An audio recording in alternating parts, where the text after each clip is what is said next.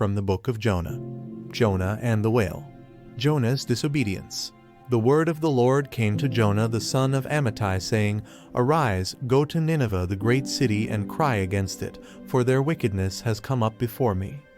But Jonah rose up to flee to Tarshish from the presence of the Lord.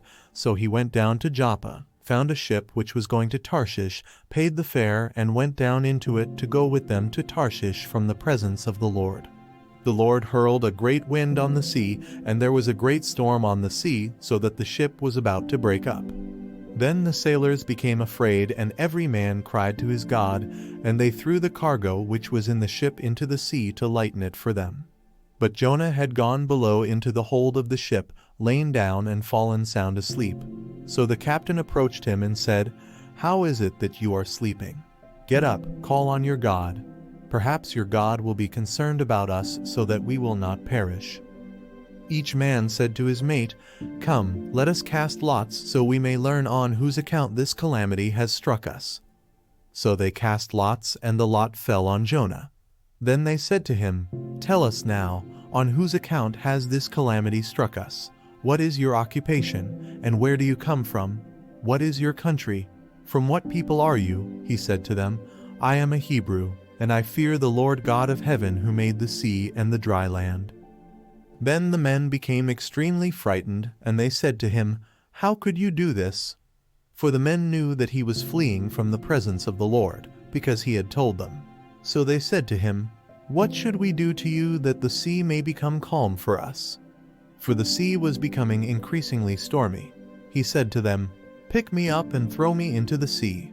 Then the sea will become calm for you, for I know that on account of me this great storm has come upon you. However, the men rowed desperately to return to land, but they could not, for the sea was becoming even stormier against them.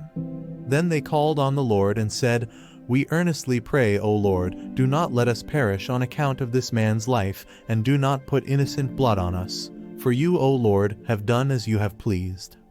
So they picked up Jonah, threw him into the sea, and the sea stopped its raging. Then the men feared the Lord greatly, and they offered a sacrifice to the Lord and made vows. And the Lord appointed a great fish to swallow Jonah, and Jonah was in the stomach of the fish 3 days and 3 nights. Jonah's prayer. Then Jonah prayed to the Lord his God from the stomach of the fish, and he said, I called out of my distress to the Lord, and he answered me. I cried for help from the depth of Sheol, you heard my voice. For you had cast me into the deep, into the heart of the seas, and the current engulfed me. All your breakers and billows passed over me. So I said, I have been expelled from your sight. Nevertheless, I will look again toward your holy temple. Water encompassed me to the point of death. The great deep engulfed me, weeds were wrapped around my head. I descended to the roots of the mountains. The earth with its bars was around me forever, but you have brought up my life from the pit, O Lord my God. While I was fainting away, I remembered the Lord, and my prayer came to you, into your holy temple. Those who regard vain idols forsake their faithfulness, but I will sacrifice to you with the voice of thanksgiving. That which I have vowed I will pay. Salvation is from the Lord. Then the Lord commanded the fish, and it vomited Jonah up onto the dry land. Nineveh repents. Now the word of the Lord came to Jonah the second time, saying, Arise, go to Nineveh the great city, and proclaim to it the proclamation which I am going to tell you. So Jonah arose and went to Nineveh according to the word of the Lord. Now Nineveh was an exceedingly great city, a 3 days' walk. Then Jonah began to go through the city 1 day's walk. And he cried out and said, Yet 40 days and Nineveh will be overthrown. Then the people of Nineveh believed in God, and they called a fast and put on sackcloth from the greatest to the least of them. When the word reached the king of Nineveh, he arose from his throne, laid aside his robe from him, covered himself with sackcloth, and sat on the ashes. He issued a proclamation, and it said, In Nineveh by the decree of the king and his nobles, do not let man, beast, herd, or flock taste a thing. Do not let them eat or drink water. But both man and beast must be covered with sackcloth, and let men call on God earnestly, that each may turn from his wicked way and from the violence which is in his hands. Who knows, God may turn and relent and withdraw his burning anger so that we will not perish. When God saw their deeds, that they turned from their wicked way, then God relented concerning the calamity which he had declared he would bring upon them, and he did not do it. Jonah's displeasure rebuked. But it greatly displeased Jonah, and he became angry. He prayed to the Lord and said, "Please, Lord, was not this what I said while I was still in my own country? Therefore, in order to forestall this, I fled to Tarshish, for I knew that you are a gracious and compassionate God, slow to anger and abundant in love and kindness, and one who relents concerning calamity. Therefore now, O Lord, please take my life from me, for death is better to me than life."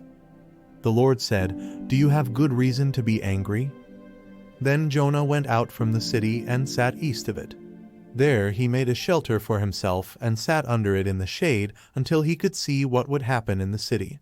So the Lord God appointed a plant, and it grew up over Jonah to be a shade over his head to deliver him from his discomfort. And Jonah was extremely happy about the plant. But God appointed a worm when dawn came the next day, and it attacked the plant, and it withered. When the sun came up, God appointed a scorching east wind, and the sun beat down on Jonah's head, so that he became faint and begged with all his soul to die, saying, "Death is better to me than life." Then God said to Jonah, "Do you have good reason to be angry about the plant?" And he said, "I have good reason to be angry, even to death." Then the Lord said, "You had compassion on the plant for which you did not work and which you did not cause to grow, which came up overnight and perished overnight. Should I not have compassion on Nineveh, the great city in which there are more than 120,000 persons who do not know the difference between their right and left hand?"